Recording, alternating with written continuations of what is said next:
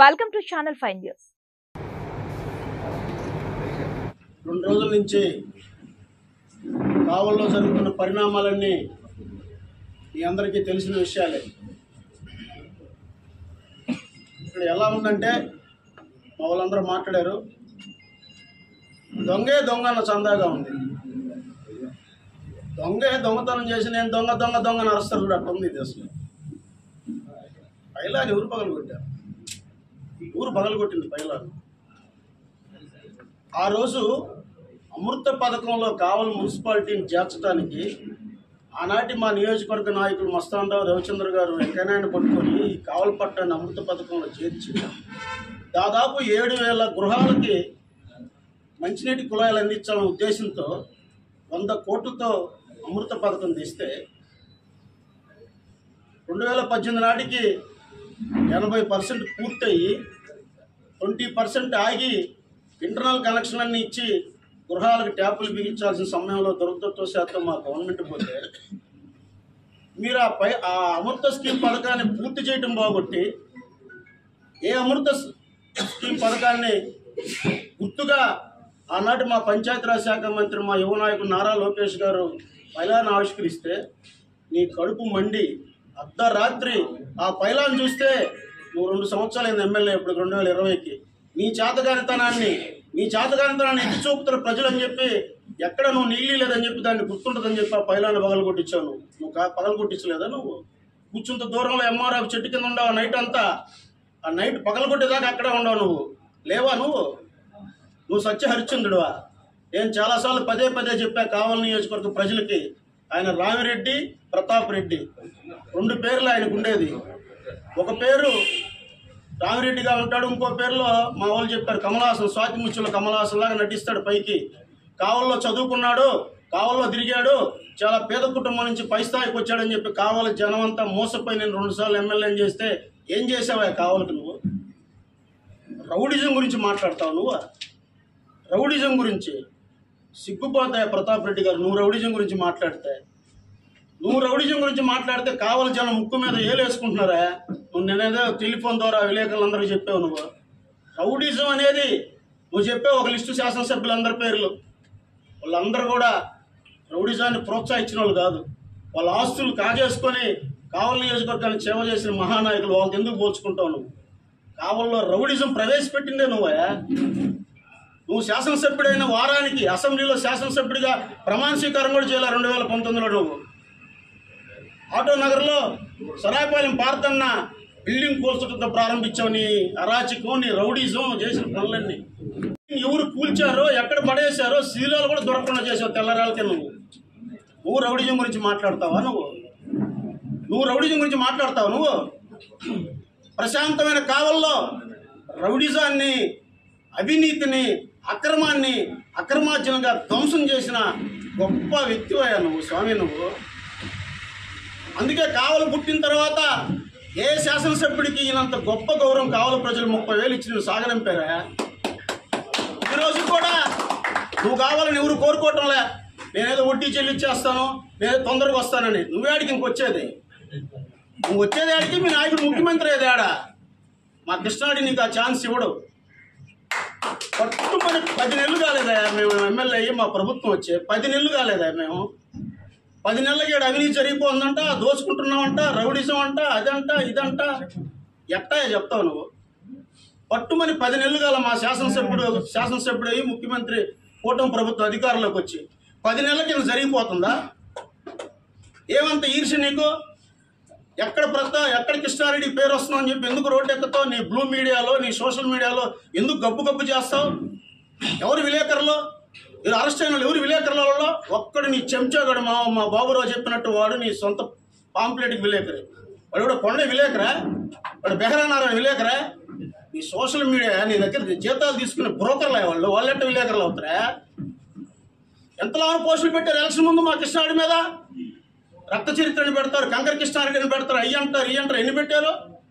నువ్వేదో మాట్లాడావు బియ్యం గురించి, మద్యం మాఫియా, బియ్యం మాఫియా, అదేదో గ్రావులు మాఫియాలు ఇవన్నీ మాట్లాడావు. నువ్వు ఎక్కడ గ్రావులు? నువ్వు దమ్ముంటే నువ్వు మగోడి అయితే చూపించి, ఎక్కడ గ్రావులు? ఒక్క లేఅవుట్ గ్రావులు చూపించి కావాలా మేము ఈ 10 నెలల్లో? నువ్వు తోలింది గ్రావులు కాదా? ఇలా ఎన్ని వందల ఎకరాలు నీ అంచెలు వేశారు లేఅవుట్లు. చెప్పొచ్చు నీకు దమ్ముంటే నీ అంచెల చేత. మా దగ్గర ప్రతాప్ రెడ్డి డబ్బులు తీసుకోకుండా గ్రావులు ఉచితంగా తోలాడని చెప్పి నీ మహేంద్ర యాదవ్, నీ కేశవనాయుడు, నీ పార్ట్నరు, నీ సుకుమార్ రెడ్డి, నీ మురళీకృష్ణారెడ్డి, నీ శ్రీనివాసరెడ్డి చేత చెప్పించు. మేము ప్రతాప్ రెడ్డికి రూపాయి డబ్బులు ఇవ్వకుండా మా పొలాల్లో గ్రావులు తోలుకున్నాం చెప్పి సిగ్గుందా మీకు? సిగ్గుందంటే మీకు మీరు వచ్చి మాట్లాడుతున్నారు మళ్ళా ప్రెస్కి వచ్చా.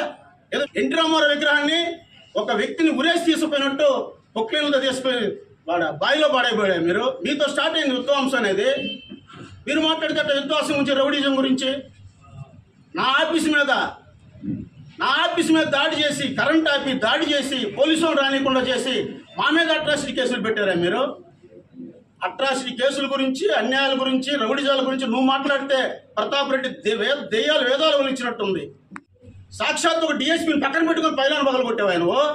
మా కృష్ణారెడ్డి గారు ఈ విధ్వంసాలకు కానీ, కొట్లాటకు కానీ, రౌడీజాన్ని ప్రోత్సహించే నాయకుడే కాదు. ఈరోజు మాకు అధికారం వచ్చింది, నా ఆఫీస్ మీద దాడి చేసిన వాళ్ళు ఏమైనా చేయొచ్చు నేను. కానీ చెప్పాడు ఆయన, తమ్ముడు మనకు వద్దటువంటి పనులు దేవుడే చూసుకుంటున్నాలని చెప్పారు. అసలు ఇంకా నాకు కొన్ని డబ్బులు ఇచ్చేస్తే నేను కమిటీ అయిపోయిన కూడా చెప్తున్నాను. సిగ్గులేని నా కొడుకులు బయట అయినా బరాయిస్తున్నాం. దేనికి? మా నాయకుడు చెప్పాడు మాకు ఏదైనా చట్టపరంగా చేద్దాం, చట్టం తన పని తాను చేసుకోబోతుందని చెప్పి చేసాం. ఏం చేశారా మీరు? మీరా పోలీసు అధికారుల గురించి మాట్లాడేది? మా వాడు హర్ష నీ కాలేజీలో వ్యర్థ నీళ్ళు మొత్తం వచ్చి కాలనీ మీద పడుతుందని చెప్పి కలెక్టర్కి ఒక అర్జీ ఇస్తే, నీ గవర్నమెంట్ రాగానే మురళీకృష్ణ సీఎని వాళ్ళ ఇంటికి పంపించి వాళ్ళు తీసుకొని పోయి నువ్వు కాళ్ళు పట్టించుకున్నావు. సిగ్గులేని దళిత నాయకుడే వాడు. కాళ్ళు పట్టించుకున్నావు మా వాడిని. నువ్వు ఒక పోలీస్ సిఐ సాక్షిగా జీబులు ఎక్కించుకొని పోయాడు మా వాడిని. కాళ్ళు పట్టించుకున్న చరిత్ర నీదే. నువ్వు మాట్లాడతావు పోలీసుల గురించి, వ్యవస్థల గురించి, వ్యవస్థలు వాడుకునే దాని గురించి నువ్వు మాట్లాడేది. సబ్ రిజిస్టర్ ఆఫీసులో దండుకుంటువి, ఎంఆర్ ఆఫీసులో దండుకుంటువి, పోలీస్ స్టేషన్లో ఇప్పుడు పని చేస్తే రాజకీయ నాయకులు పోలీసు వాళ్ళకి డబ్బులు ఇస్తారు. కానీ నువ్వు పోలీసు వాళ్ళు నెలమామలు ఫిక్స్ చేసావా? నువ్వు మాట్లాడతావు అవినీతి గురించి. ఆయన మీద కేసే లేదంటే ఆయన ఒక సచివులు చెప్తారు అసలు మా నాయకుడి మీద కేసే లేదని. నువ్వు 2014 చీపు లెక్క తెచ్చి పోస్తే నీ జీవాన్ని కొన్ని కుటుంబాలు బజారున పడితే నీ మీద కేసు ఇప్పటికీ నడుస్తుందా? ఆ రోజు తెలుగుదేశం పార్టీలో చేస్తానని చెప్పి మా నాయకుడు కాళ్ళు పట్టుకొని బెయిల్ తెచ్చుకునే దాకా ఆగి తప్పించుకుంటే 420 కేసు ఉంది నీ మీద ఈ రోజుకి కూడా. నువ్వు మా కృష్ణారెడ్డి పోటీ కష్టపడ్డాడే, కష్టపడి పైకి వచ్చాడు. ఎవరిని ముంచలా, ఎవరిని చీట్ చేయలా, కష్టపడ్డాడు, పైకి వచ్చాడు. ఈ రోజుకి నిజాయితీగా 10 నెలల నుంచి నువ్వు చేయలేని పనులన్నీ చేస్తున్నాడు ఆయన. 2014, 2019 మధ్యకాలంలో మా భేదావాళ్ళు తెచ్చిన శాంక్షనింగ్లన్నీ నువ్వు తొక్కిపెట్టి నువ్వు చేయలేకపోతే వాళ్ళందరూ చుట్టూ తిరిగి వాళ్ళందరికీ భరోసా ఇచ్చి ఇలా వర్క్లను చేస్తున్న నాయకుడే ఆయన. విలేకరుల గురించి మాట్లాడతావు నువ్వు మాట్లాడితే చాలా వింతగా ఉంది ప్రతాప్ రెడ్డి గారు. కావల్లో విలేకరులు 2 గ్రూప్ చేసిన గొప్ప నాయకుడు నువ్వు. 2 గ్రూపులు చేసిన నాయకుడు నువ్వు. విలేకరుల చేత కొట్టించి కేసులు పెట్టించిన మహానుభావుడు నువ్వు మాట్లాడితేట. నువ్వు మాట్లాడకూడదు వాటి గురించి. అసలు ఒకటే ఫైనల్గా నీకు చెప్తున్నా, నువ్వు నిజాయితీ పరుడు అయితే, నీ నిజాయితీ నిరూపించుకోవాలనుకుంటే రా శివాలయం కోనేరులో మునిగి నువ్వు ప్రమాణం చేయి. బైలాన్ ధ్వంసం నాకు ఎటువంటి సంబంధం లేదు, నువ్వు చెయ్యి. బహిరంగంగా తెలుగుదేశం పార్టీ మొత్తం నీకు క్షమాపణ చెప్తాం. రేపు రా, ఛాలెంజ్ రా. కావలి నియోజకవర్గ ప్రజలందరికీ తెలుసు నువ్వు చేసిన అరాచకాలు. ఇక్కడ నువ్వేమేం చేసావో ఎన్నింటిలో కమిషన్, నువ్వు దేంట్లో ల్యాండ్లో కమిషన్, శాండ్లో కమిషన్, రియల్ ఎస్టేట్లో కమిషన్, నీ దగ్గర ఉన్న రియల్ ఎస్టేట్ దారులందరికీ ఎకరాకి ఎంత తీసుకున్నావు? నీ శివకుమార్ దగ్గర ఎంత తీసుకున్నావు? నీ కనమలపూడి నారాయణ దగ్గర ఎంత తీసుకున్నావు? చెప్పను వాళ్ళు మా దగ్గర తీసుకోలేదని రోజు శివాలయాన్ని పోయి నారాయణ 20 సుట్లు తిడుతుంటారు. నారాయణ ప్రమాణం చేయమను. మా ఎమ్మెల్యే సచివుడే, మా ఎక్స్ఎమ్మెల్యే ₹1 లేదు మేము రియల్ ఎస్టేట్లో చెప్పను.